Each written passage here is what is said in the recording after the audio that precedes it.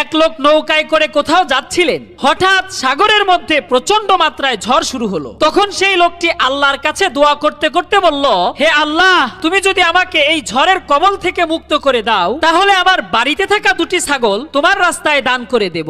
ঝড় হচ্ছে আর হচ্ছে, এরপরেও ঝড় থামছে না। তখন লোকটি আবার বলল, হে আল্লাহ, আমার বাড়িতে দুটি গরু আছে, সেখান থেকে সবচাইতে সুন্দর আর বড় গরুটা তোমার রাস্তায় দান করব। তবুও তুমি এই বিপদ থেকে মুক্তি দান করো, এবার ঝড়টা একটু থামাও। কিছুক্ষণ পর ঝড় থেমে গেল, লোকটি নিরাপদে বাড়িতে চলে গেল। দিন যায় রাত যায়, এভাবে অনেক দিন কেটে গেল, কিন্তু সেই লোকটি গরু অথবা ছাগল কোনোটাই আল্লাহর রাস্তায় দান করে না। তখন এলাকার লোকজন তাকে জিজ্ঞেস করলো, তোমার না আল্লাহর রাস্তায় ছাগল এবং গরু দান করার কথা ছিল?